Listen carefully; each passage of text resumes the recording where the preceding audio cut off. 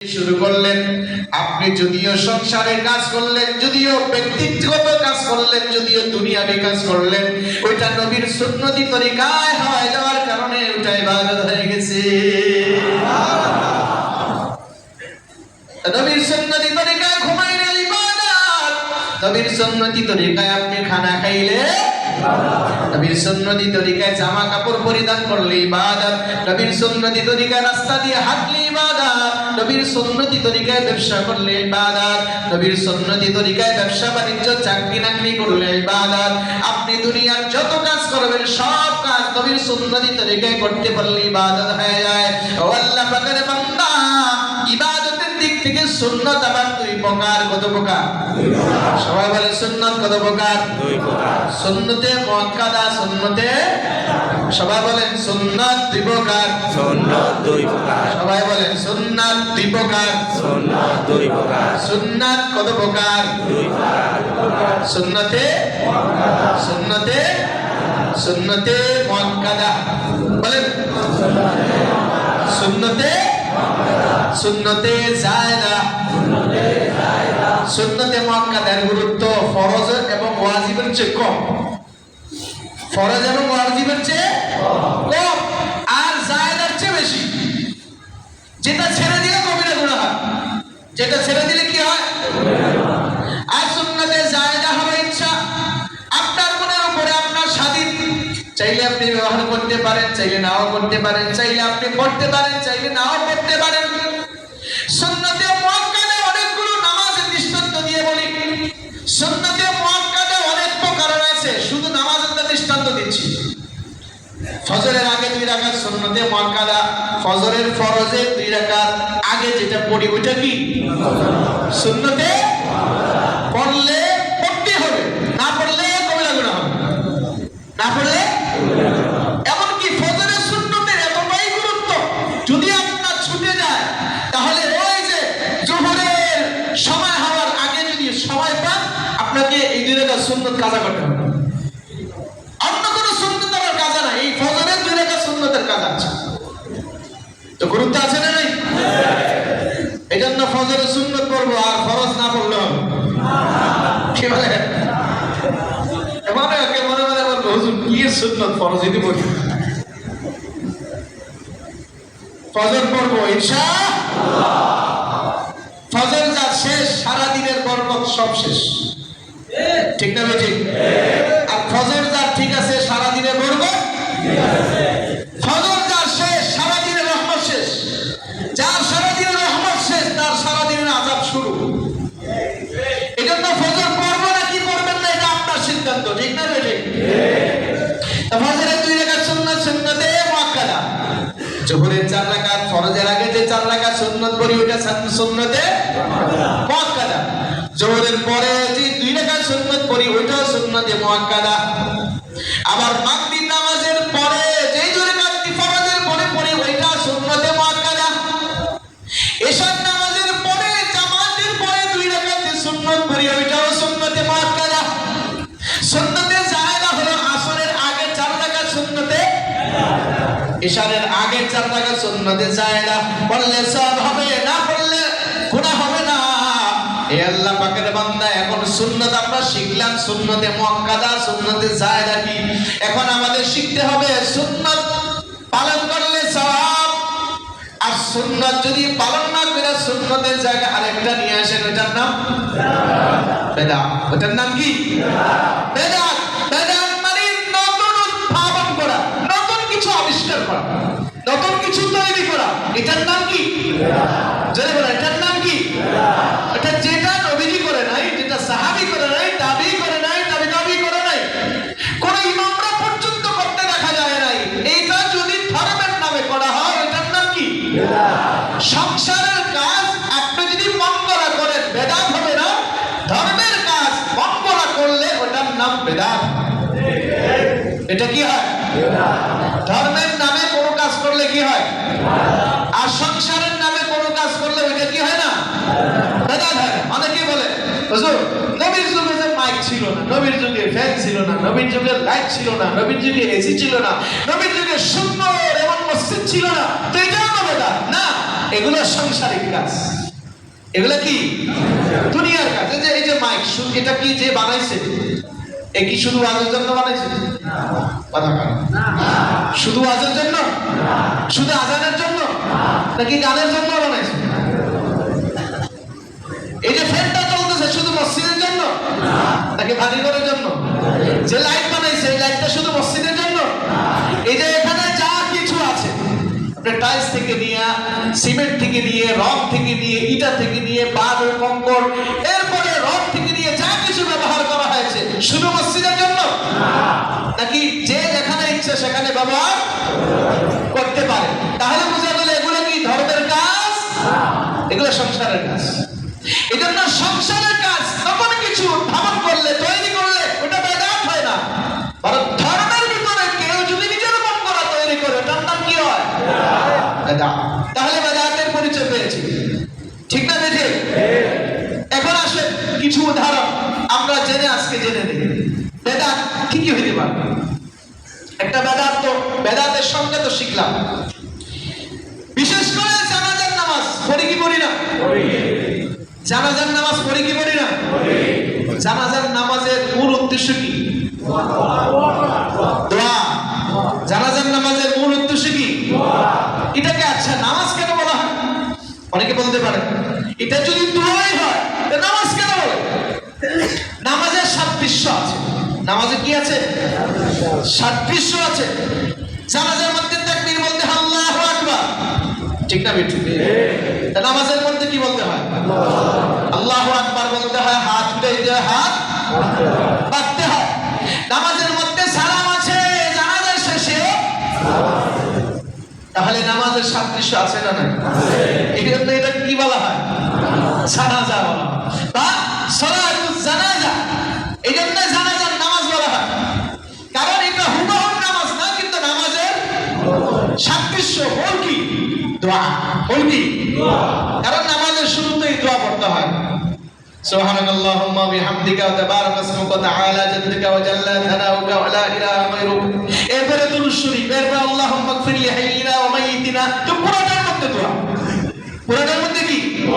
তিন দোয়া শেষ, এরপরে কি বলতে হয়? আসসালামু আলাইকুম বলে শেষ করে দিতে হয়, ঠিক না বেঠিক?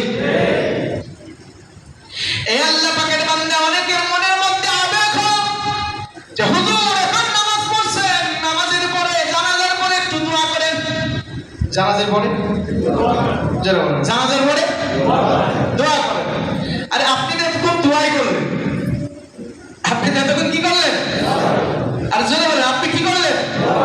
এটা আছে আল্লাহুম্মা গফির লি হাইয়িনা, আয় আল্লাহ জীবিতদেরকে, জীবিত আমাদেরকে মাফ করে দাও। ওয়া মাইয়িতিনা, এটা জানাজার দোয়া, শেষে দোয়া পড়ে। ওয়া মাইয়িতিনা, মুর্দাদেরকে মাফ করে দাও। ওয়া শাহিদিনা ওয়া গায়িবিনা, উপস্থিত অনুপস্থিত সবাইকে মাফ করে দাও। সুবহানাল্লাহ বলবেন না? ওয়া সাগীরিনা কাবীরিনা, ছোট বড় সবাইকে মাফ করে দাও। এটা কি দোয়া না? তো পুরাটা যা বললেন কি হলো? আপনি তো নামাজে দোয়াই করলেন। এখন আবার কিছু আবেগপূর্ণ লোক আছে, হুজুর একটু দোয়া করেন। আচ্ছা এটা তো ইবাদত, এটা তো হলো ইবাদত, ধর্মের কাজ, ঠিক না বেঠিক? মন করা করা যাবে? মন করা করলে কি হবে? আপনারা বলেন, মন করা করলে কি হবে?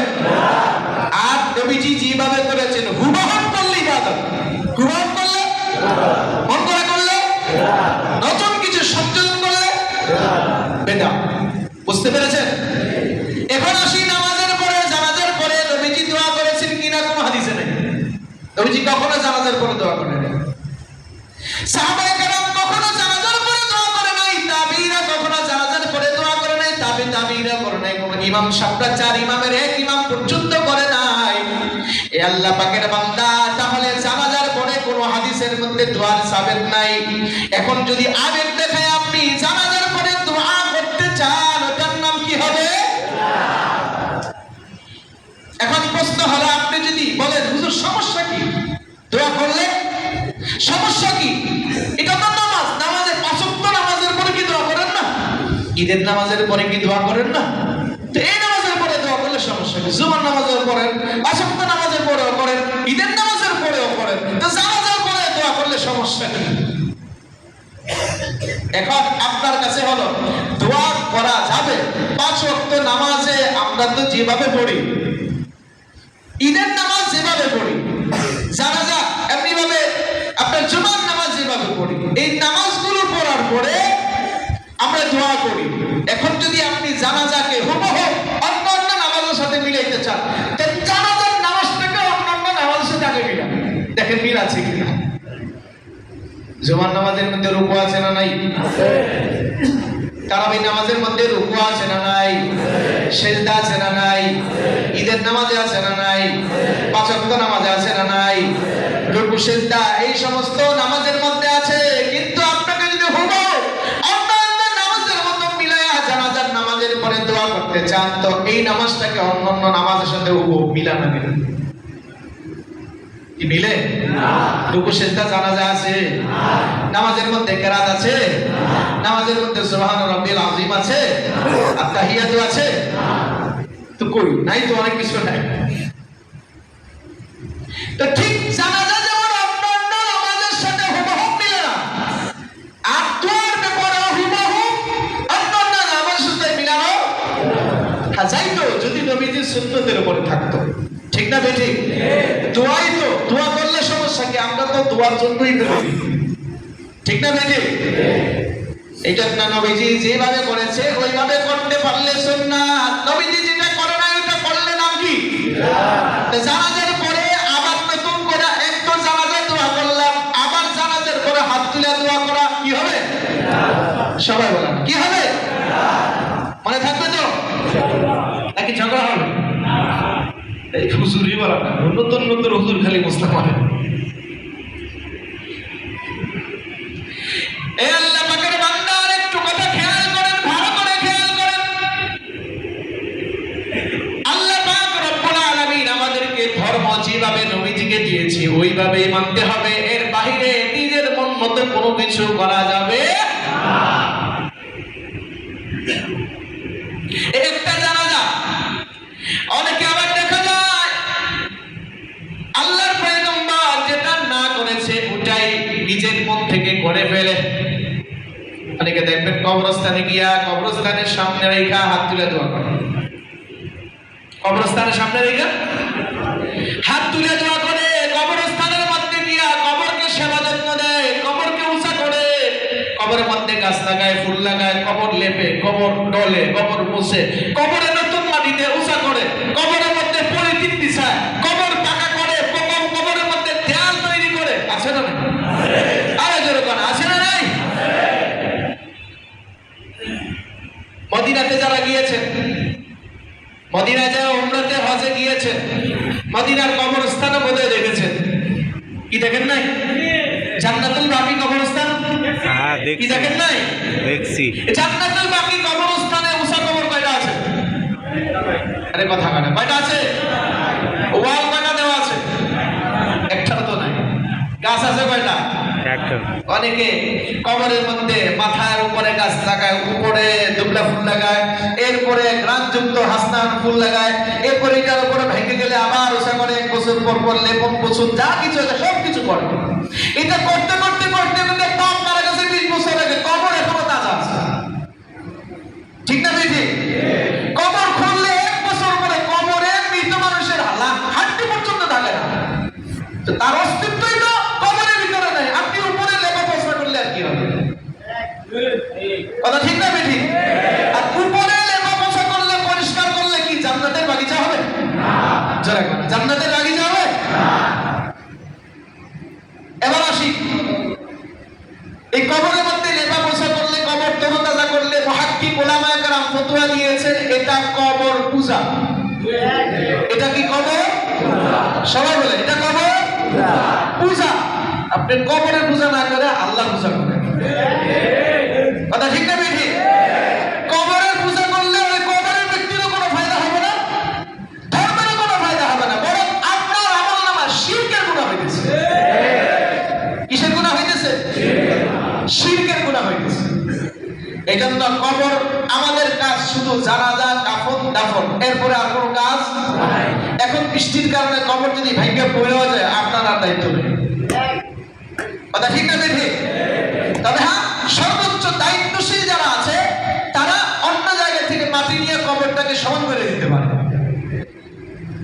কথা বুঝতে পেরেছেন? আমরা দেখেছি আলহামদুলিল্লাহ আমাদের শাহী কবরস্থানে, শাসনগাঁও কবরস্থানের মধ্যে নতুন ভাবে মাটি ফেলানো হচ্ছে। এটা পুরানো যখন হয়ে যাবে তখন কারো কারো মনে চাইবে, হায় আমার বাবার কবর তো নিচে পড়ে গেছে, আমার মায়ের কবরটা চিনতে পারছি না, এখন এটা নৌসা করতে হবে। করবে? করা যাবে? করলে কি গুনাহ হবে? সবাই বলে করলে কি গুনাহ হবে? শিরিক ডাইরেক্ট হবে না, বরং ওই পূজা করার কারণে, কবরের একটা পূজা, এটা কবিরা গুনাহ। কি গুনাহ হবে? আর কবরের মধ্যে সেজদা দিলে, কবরের মধ্যে গিয়া মোমবাতি আগরবাতি দিয়ে জ্বালাইলে, আর হিন্দুর মধ্যে গিয়া চতুর্দিকে ঘুরলে, এটা হবে পূজা, ডাইরেক্ট পূজা, এটা শিরকি গুনাহ। আর আমরা যেটা করতেছি, কয়েকদিন পর পর পূজা করতেছি, এটার ফুলবাতি দিতেছি, গাছ লাগাইতেছি, এটাকে আবার লেপন পোষণ করতেছি, এটার কারণে কি হচ্ছে? কবিরা গুনাহ হচ্ছে। আপনারা হচ্ছে, আর হয়তো এটার কারণে নিচের যে ব্যক্তি আছে তারা হইতে পারে। এখন আপনার জন্য কি করা? আপনি কবরস্থ ব্যক্তির জন্য আপনি দোয়া করেন, দান সদকা করেন, কান্নাকাটি করেন, নামাজের পরে তার জন্য দোয়া করেন। এটা তার কবরের মধ্যে পড়বে, এটা তার উপকারে আসবে। আর আপনি যা করতেছেন কিচ্ছু তার উপকার হবে না, আপনার হবে না, বরং দুইজনের ক্ষতি হচ্ছে। এই জন্য কবর পূজা চলবে ইনশাআল্লাহ। তা আমাদের প্রত্যেকটা কাজ নবীজির আদর্শ অনুযায়ী চললে হয় সুন্নাত, আর মন মতো করলে জোরে কথা, মন মতো করলে বেদাত। নবীজির জন্মদিনে ঈদ উদযাপন করা, এটা কোনো সাহাবী করে নাই, তাবি করে নাই, তাবি করে নাই। 800 বছর পর্যন্ত, 800 বছর পর্যন্ত কোনো ইমাম মুস্তাহিদরা কেউ করে নাই। নবীজির 800 বছর পরে আইসা নতুন করে ঈদ মিলাদুন নবী উদযাপন পালন হয়, শুরু হয়েছে। যেটা নাই কোরআন হাদিসে, যেটা সাহাবী তাবিঈরা করে নাই, এটার নাম কি? আরে যারা বলেন এটার নাম কি? বেদাত। ঠিক না? ঠিক। আপনি নবীজির নামে দুরূদ শরীফ পড়েন, মান সাল্লাল্লাহু আলাইহি ওয়াহিদা সাল্লাল্লাহু আলাইহি আশরা, যে নবীজির উপর একবার দুরূদ পড়ে আল্লাহ পাক তার উপরে 10 বার রহমত নাযিল করেন। আকাম না করে আপনি নবীজির নামে দুরূদ পড়েন, বেদাত করেন কি জন্য? অনেকে অনেক ফতোয়া মারে, যে ফতোয়ার কোনো ঠিক ঠিকানা নাই, কোরআন হাদিসের ধারে কাছে অনেক। এই জন্য বেদাত কেন বললাম? আমাদের সমাজের মধ্যে অনেক কিছু আছে যেগুলো আমরা ইবাদত মনে করে করতেছি, আর ইবাদত মনে করে করার কারণে বেদাত হচ্ছে। আল্লাহ তাআলা আমাদের সকলকে ধর্মের প্রত্যেকটা কাজ ধর্মের হুকুম মতো করার তৌফিক দান করেন, সুন্নতি তরিকা করার তৌফিক দান করেন, আর সংসারের প্রত্যেক কাজ নবীজির সুন্নতি তরিকায় করে ইবাদত বানায় নেওয়ার তৌফিক দান করেন। ওয়া আখিরু দাওয়ানা